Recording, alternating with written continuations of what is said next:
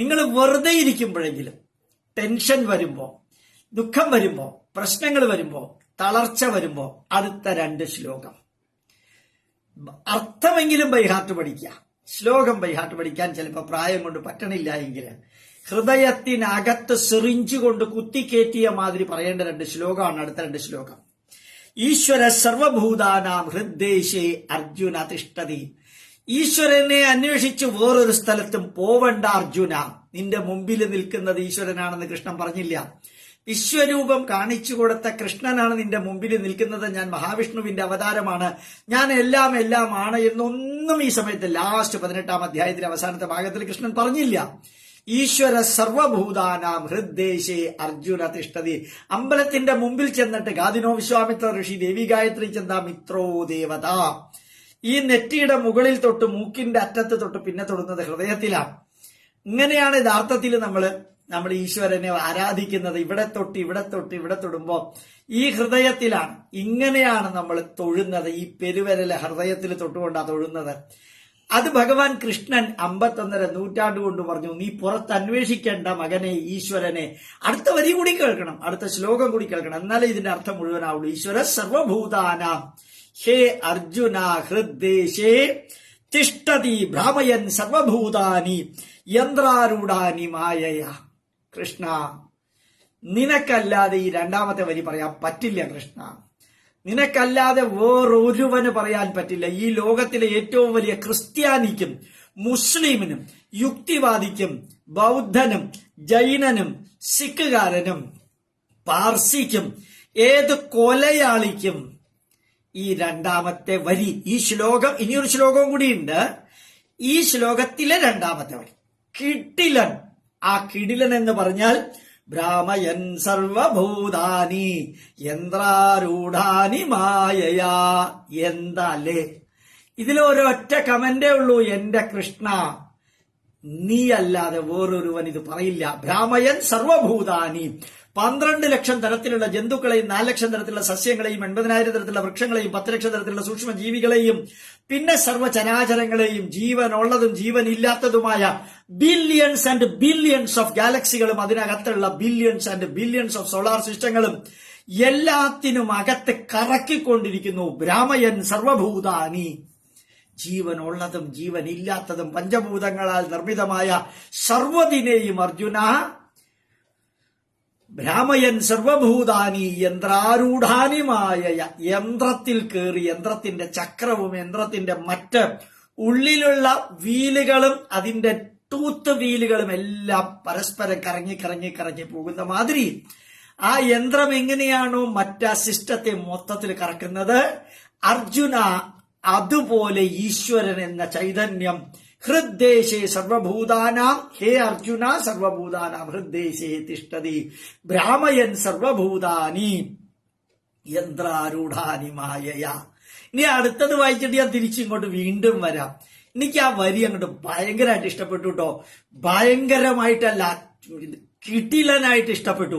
കാരണം സർവചരാചരത്തെയും അകത്തിരുന്നുകൊണ്ട് കറക്കിക്കൊണ്ടിരിക്കുന്ന മഹാ തേജസ്സാണ് ഈശ്വരൻ എന്ന് ഹിന്ദുവിനല്ലാതെ പിന്നെ ആർക്ക് പറയാൻ സാധിക്കും? ഹിന്ദുവിനല്ലാതെ പിന്നെ ആർക്ക് പറയാൻ സാധിക്കും എന്നൊരു ചോദ്യം മാത്രം. എന്നിട്ട് അടുത്ത വരി കൃഷ്ണൻ പറയുന്നു, തമേവ ശരണം ഗച്ഛ സർവഭാവേന ഭാരത. ഓരോ കുട്ടിയോടും, കുട്ടിയുടെ അച്ഛനോടും അമ്മയോടും, കേരളത്തിനകത്തും കേരളത്തിന് പുറത്തും ഭാരതത്തിന് പുറത്തും പ്രവർത്തിക്കുന്ന ഓരോ ഹിന്ദുവിനോടും ഓരോ ഭാരതീയനോടും പറയാനുള്ള ഉത്തരമാണിത്. ഇതിനപ്പുറം ഒരു ഉത്തരമില്ല. ശരിക്കും തമേവ ശരണം ഗച്ഛ സർവഭാവേന ഭാരത തസ് പ്രസാദാത് പരാം ശാന്തിം സ്ഥാനം പ്രാപ്സ്യതി ശാശ്വതം. ആ അകത്തുള്ള ഈശ്വരനിൽ സമർപ്പണ ബുദ്ധിയ എല്ലാം സമർപ്പിച്ചിട്ട് നിന്റെ സമയം, നിന്റെ ഊർജം, നിന്റെ അറിവ്, നിന്റെ കയ്യിലുള്ള ദ്രവ്യം, മനസാ വാച കർമ്മണ ഹസ്താഭ്യാം പദ്ഭ്യാം സർവ്വതും സമർപ്പിച്ചിട്ട് കായേന വാച മനസാ ഇന്ദ്രിയൈർവാ ബുദ്ധ്യാത്മനാവാ പ്രകൃതേ സ്വഭാവ കരോമിയത്യ സകലം പരസ്മൈ ശ്രീമൻ നാരായണായേതി സർവഭാവേന ഭാരത സമർപ്പയാമി. എല്ലാം സമർപ്പിക്കുന്നു. ഞാൻ എന്ത് ചെയ്യണമെന്ന് അവിടെ ഇരുന്നുകൊണ്ട് നിർദ്ദേശിക്കൂ. എവിടെ ഇരുന്നോണ്ട്? അകത്തിരുന്നോണ്ട്. തലച്ചോറും ഹൃദയവും ചേർത്ത് പ്രവർത്തിക്കണം. ഇലക്ഷന് ജയിച്ചത് മുഴുവനും ഹൃദയത്തിന്റെ പ്രവർത്തനമാണെന്ന് ഇന്നലെ ഒരാൾ പറഞ്ഞു. തലച്ചോറിന്റെ പ്രവർത്തനമല്ല, ഹൃദയത്തിന്റെ പ്രവർത്തനമാണ്. ആ ഹൃദയത്തിനകത്താണ് ഭഗവാൻ ഇരിക്കുന്നതെന്ന് 51.5 നൂറ്റാണ്ട് മുമ്പ് കാലികളെ മേച്ചുകൊണ്ടിരുന്ന ഒരു മനുഷ്യൻ യാദവ കുലത്തില് OBC ആയിട്ട് കറുത്ത നിറത്തിലുള്ള ഒരു പാർട്ടി പറഞ്ഞു. രാമയൻ സർവഭൂതാനി യന്ത്രാരൂഢാനി മായയ. മായയില് നീ നോക്കിക്കഴിഞ്ഞാൽ യന്ത്രവും കാണില്ല, കറക്കവും കാണില്ല, സർവചരാചരങ്ങളെ പിടിച്ച് തിരിക്കുന്നതും കാണില്ല. ഇതൊക്കെ ഒരു മായയായിട്ട് നിനക്ക് തോന്നും. രാവിലെ പച്ചക്കറി വാങ്ങിക്കാൻ കെട്ടിയെടുക്കുന്നു, തക്കാളിയും വാങ്ങിച്ചോണ്ട് ക്യാബേജും വാങ്ങിച്ചോണ്ട് അവിടെ നിന്ന് വീട്ടിലേക്ക് വരുന്ന വഴിക്ക് ഒരു ചായ കുടിച്ചു. ഇവിടെ വന്നപ്പോ ചായ വേണ്ട പറഞ്ഞു. അപ്പോഴാ ഭാര്യ പറയുന്നത്, എന്താ ചായ വേണ്ടാത്ത, വഴിയിൽ നിന്ന് കുടിച്ചു. ഇതാണ് നിങ്ങളുടെ കുഴപ്പം. തെണ്ടി എവിടെ പോയിട്ടും തെണ്ടി തിരിഞ്ഞ് ചായ കുടിക്കും. അപ്പൊ കുടിക്കണ്ടായിരുന്നു എന്ന് തോന്നും. ഭ്രാമയൻ സർവഭൂതാനി യന്ത്രാരൂഢാനി മായയ. ചിലത് വേണമെന്ന് തോന്നും, ചിലത് വേണോ വേണ്ടയോ എന്ന് തോന്നും, ചിലത് വേണ്ട എന്ന് തോന്നും. വേണ്ട എന്ന് തോന്നിയതിനെ കുറിച്ച് പിന്നീട് ദുഃഖം തോന്നും. വേണമെന്ന് തോന്നിയതിനെ കുറിച്ച് ചിലപ്പോൾ ദുഃഖം തോന്നും. എന്തിനായിരുന്നു ഇതൊക്കെ എന്ന് ചിലപ്പോൾ തോന്നും. എന്തിനായിരുന്നു കല്യാണം കഴിച്ചതെന്ന് തോന്നും. എന്തിനായിരുന്നു കല്യാണം കഴിക്കാതിരുന്നതെന്ന് തോന്നും. എന്തിനാണ് ലോൺ എടുത്ത് വീട് വെച്ചതെന്ന് തോന്നും. എന്തിനാണ് ലോൺ എടുക്കാതെ വീട് വെച്ചത് കൊണ്ടല്ല ഈ പ്രശ്നം എന്ന് തോന്നും. എന്തിനാണ് ഇത്രയും വലിയ കാറ് വാങ്ങിച്ചതെന്ന് തോന്നും. കുറച്ചും കൂടി വലിയ കാറ് വാങ്ങിക്കായിരുന്നു തോന്നും. ഇങ്ങനെ മായയാ സർവഭൂതാനി യന്ത്രാരൂഢാനി ഭ്രാമയേത്. ഒരു മായ കൊണ്ട് സർവ്വതിനെയും കറക്കുന്നു അർജുന. മായ കൊണ്ട് കറക്കുന്നു. മായയും മായാവിയും മായാ വിനോദനും മായയെ നീക്കി സായുജ്യം നൽകും ആര്യനും ഭഗവാനെ നീയാണ്. ഈ ഒരു ലെവലില് ഇന്ത്യക്ക് പുറത്ത് വർക്ക് ചെയ്യുന്ന ഓരോ മലയാളിയും ചിന്തിച്ചാൽ ഈ 2 ശ്ലോകം അവരുടെ പ്രശ്നങ്ങളുടെ ഒരു 70% കുറയും. ഭാര്യയും ഭർത്താവും ഇതേ വേവ് ലെങ്തില് ചിന്തിക്കാൻ ശ്രമിക്കുക. ചിന്തിക്കുക എന്ന് പറഞ്ഞാൽ തെറ്റാണ്. ചിന്തിക്കാൻ ശ്രമിക്കുക. അത്രയും ഉഗ്രനായിട്ടുള്ള വരികളാണ്. ഇപ്പൊ ഞാൻ വായിച്ചതൊന്നും കൂടി വായിക്കാം. 62-18 അധ്യായം. തമേവ ശരണം ഗച്ഛ. അത് മനസ്സിലായി? ആ ഹൃദയത്തിലിരിക്കുന്ന മഹാപ്രഭുവിനെ, മഹാ തേജസ്സിനെ, നിന്നെ ഞാൻ ആശ്രയിക്കുന്നു ഭഗവാനെ. കൃഷ്ണ എന്ന് വിളിക്കണ്ട, കൃഷ്ണനാണെന്ന് പറയുന്നത്, കൃഷ്ണനെ കുറിച്ചല്ല പറയുന്നത്. ആ നിന്നെ ഞാൻ ആശ്രയിക്കുന്നു ഭഗവാനെ, നീയാണ് ഈ ഹൃദയത്തെ പ്രവർത്തിപ്പിക്കുന്നത്, ശ്വാസകോശത്തെ പ്രവർത്തിപ്പിക്കുന്നത്. Blood circulation 60,000 kilometre per minute സഞ്ചരിക്കുന്ന ഹൃദയം പ്രവർത്തിക്കുന്നത്, കണ്ണ് പ്രവർത്തിക്കുന്നത്, മൂക്ക് പ്രവർത്തിക്കുന്നത്, നാക്ക് പ്രവർത്തിക്കുന്നത്, തലച്ചോറ് പ്രവർത്തിക്കുന്നത്, എന്റെ ശരീരത്തിലെ ഓരോ കോശവും പ്രവർത്തിക്കുന്നത്, ഞാൻ നടക്കുന്നത്, ഇരിക്കുന്നത്, കിടക്കുന്നത്, ശ്വാസോച്ഛ്വാസം ചെയ്യുന്നത്, കൂർക്കം വലിക്കുന്നത്, ഉണരുന്നത്, കുളിക്കുന്നത്. യന്ത്രാരൂഢാനി മായയാ ഭ്രാമയൻ സർവഭൂതാനി. എല്ലാത്തിനെയും കറക്കിക്കൊണ്ടിരിക്കുന്ന മഹാപ്രഭു, മഹാ തേജസ്സുള്ള ചൈതന്യമേ, നിന്നെ എനിക്ക് കാണാൻ പറ്റണില്ല, പക്ഷെ അനുഭവിച്ചറിയാൻ സാധിക്കുന്നു. കാരണം എന്റെ തലയുടെ മുകളറ്റം മുതൽക്ക് കാലറ്റം വരെ നീയാണ് എന്റെ ശരീരത്തെ പ്രവർത്തിപ്പിക്കുന്നത്, ഈ സമൂഹത്തെ പ്രവർത്തിപ്പിക്കുന്നത്, സർവ്വതിനെയും പ്രവർത്തിപ്പിക്കുന്നത്. എല്ലാ രാജ്യത്തിലെയും ഭരണാധികാരികളെയും അവിടെയുള്ള പ്രവർത്തകരെയും ഓരോ ജോലിക്കാരനെയും ഓരോ യന്ത്രത്തെയും പ്രവർത്തിപ്പിക്കുന്ന മഹാ തേജസ്സേ, നിന്നെ ഞാൻ മായയ കൊണ്ട് കാണുന്നില്ല എങ്കിലും മായയെ നീക്കി കണ്ണടച്ച് ധ്യാനിച്ചാൽ എനിക്ക് നിന്നെ അനുഭവിക്കാൻ സാധിക്കുന്നു. അതുകൊണ്ട് തമേവ ശരണം ഗച്ഛ. തമേവ, മാമേവ ശരണം ഗച്ഛ. കൃഷ്ണൻ പറഞ്ഞില്ലല്ലോ മാമേവ ശരണം ഗച്ഛ, എന്നിലേക്ക് വരൂ എന്ന് കൃഷ്ണൻ പറഞ്ഞില്ല. തമേവ ശരണം ഗച്ഛ, വിരൽ ചൂണ്ടിക്കൊണ്ട് പറഞ്ഞു. അർജുന, നിന്റെ ഹൃദയത്തിനകത്ത് സർവ്വതിനെയും കറക്കിക്കൊണ്ടിരിക്കുന്ന മായ കൊണ്ട് നിനക്ക് കാണാൻ സാധിക്കാത്ത ഈ ചരാചരങ്ങളുടെയും പ്രവർത്തനത്തെ നിയന്ത്രിക്കുന്ന മഹാപ്രഭുവിനെ യന്ത്രം എങ്ങനെയാണ് ഓരോന്നിനെയും കറക്കുന്നത്, അപ്രകാരം കറക്കിക്കൊണ്ടിരിക്കുന്ന മഹാ തേജസ്സിനെ നീ അടിയറവ് പറയുന്ന മാതിരി തമേവ ശരണം ഗച്ഛ സർവഭാവേന ഭാരത. എല്ലാ രീതിയിലും, മനസ്സുകൊണ്ടും നമ്മുടെ ശരീരം കൊണ്ടും ബുദ്ധി കൊണ്ടും വിവേകം കൊണ്ടും ലക്ഷ്യം കൊണ്ടും മാർഗം കൊണ്ടും നോട്ടം കൊണ്ടും ചെവി കേൾക്കുന്നത് കൊണ്ടും കീർത്തനങ്ങൾ കൊണ്ടും എന്തെല്ലാം ഭാവങ്ങൾ നിനക്ക് ചിന്തിക്കാൻ സാധിക്കുന്നോ അതിലെല്ലാം അന്ധമായ വിശ്വാസമല്ല അർജുന, യുക്തിക്കും ശാസ്ത്രത്തിനും ബുദ്ധിക്കും ചേരുന്ന വിവരണമാണ് അർജുന ഇത്. അതുകൊണ്ട് ദൈവം നിന്നെ ശപിക്കും, ദൈവം നിന്നെ പാപിയാക്കും, ദൈവം നിന്നെ നരകത്തിലയക്കും, ദൈവത്തിന് ഇഷ്ടപ്പെട്ടത് ചെയ്താൽ സ്വർഗത്തിലയക്കും. കൃഷ്ണൻ പറഞ്ഞിട്ടില്ല. തമേവ ശരണം ഗച്ഛ സർവഭാവേന ഭാരത. അർത്ഥം മനസ്സിലാവുന്നു?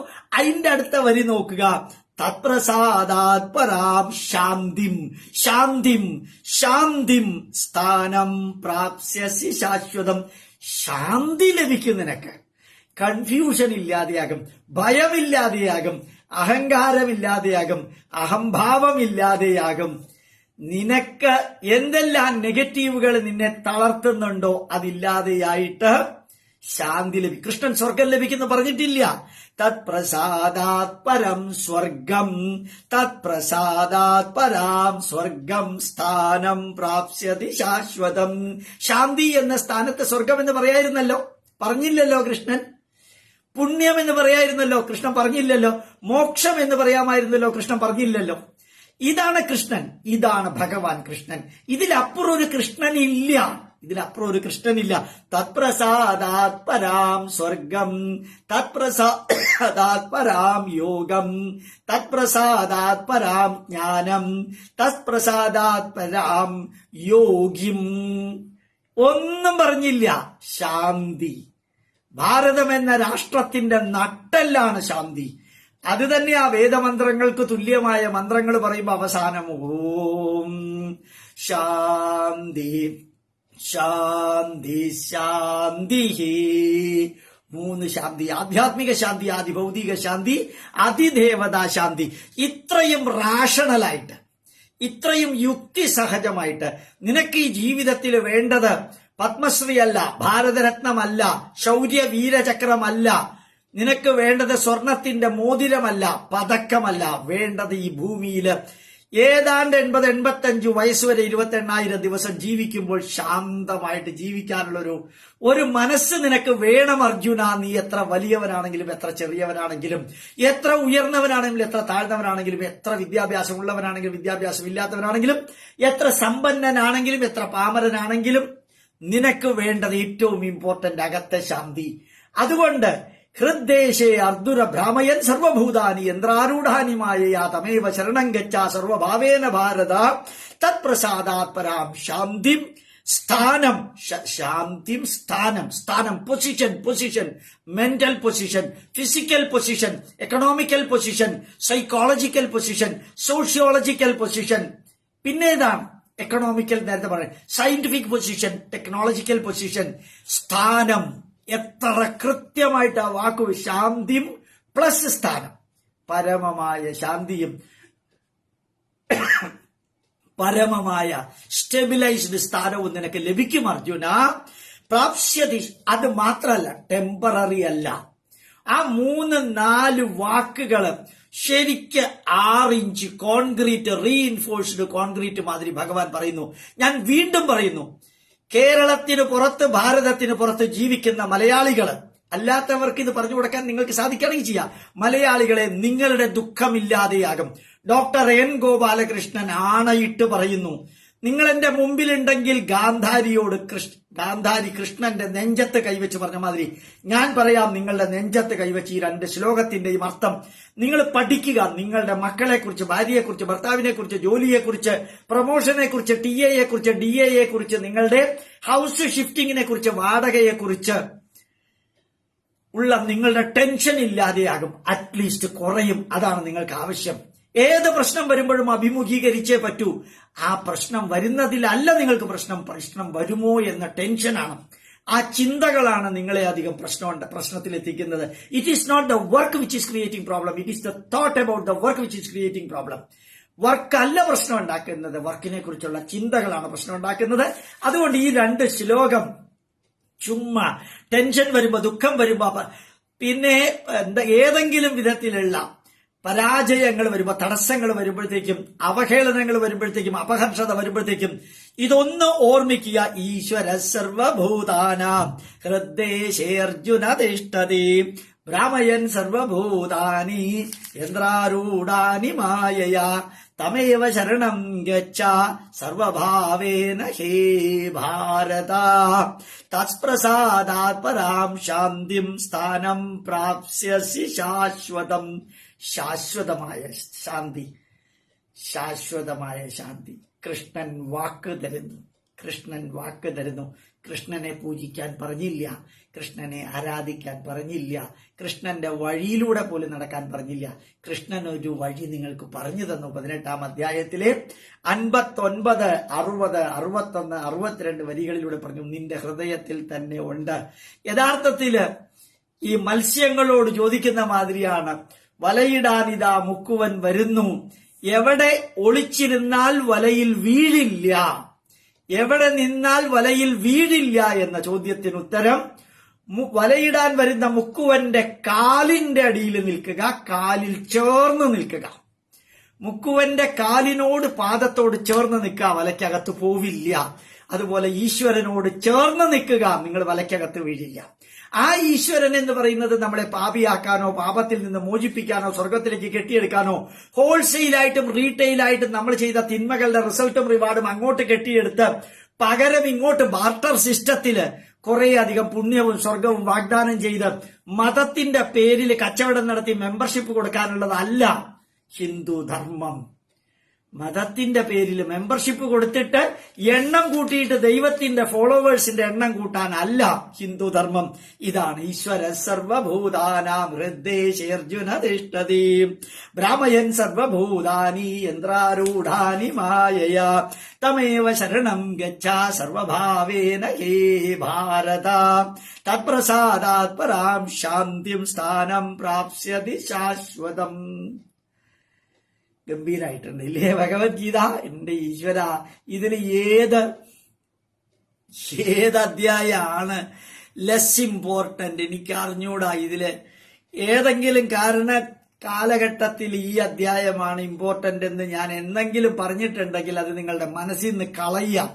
ഭഗവാൻ കൃഷ്ണൻ പറഞ്ഞിരിക്കുന്നതിൽ എല്ലാ അധ്യായത്തിലും കൃഷ്ണന്റെ വായ തുറന്നിട്ടുണ്ടെങ്കിൽ അതിനകത്ത് ഉള്ളിന്റെ ഉള്ളിലേക്ക് ഇറങ്ങിച്ചെന്നാൽ ഒരു മഹാസാഗരം കാണാൻ സാധിക്കും. അറിവിന്റെ മഹാസാഗരം, പ്രായോഗിക അറിവിന്റെ മഹാസാഗരം, പ്രായോഗിക applicable and applied demonstrative and applied നോളജിന്റെ മഹാസാഗരത്തിന്റെ മുമ്പിൽ കൃഷ്ണ ഒന്നേ എനിക്ക് പറയാനുള്ളൂ, സർവം കൃഷ്ണാർപ്പണമസ്തു എന്ന് മാത്രം. ധന്യമായിട്ട് പ്രവർത്തിക്കുക. ഈ രാഷ്ട്രത്തിന്റെ ചൈതന്യമാണ് ഭഗവത്ഗീത. ഈ രാഷ്ട്രത്തിന്റെ സന്ദേശമാണ് ഭഗവത്ഗീതയിലെ സന്ദേശം. ഇന്ന് ഈ രാജ്യം ഭരിക്കുന്നവര് അവര് ഈ ചൈതന്യത്തിന്റെ പുറത്താണ് പ്രവർത്തിക്കുന്നത്. അത് മറക്കുക. അതുകൊണ്ട് തന്നെ ആ ലോകം അവരെ കണ്ട് ഭയപ്പെടുന്നു, അവരുടെ മുമ്പിൽ തലകുനിക്കുന്നു.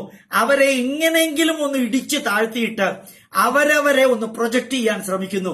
ഇവിടെ പ്രൊജക്ട് ചെയ്യാൻ ആരുമില്ല.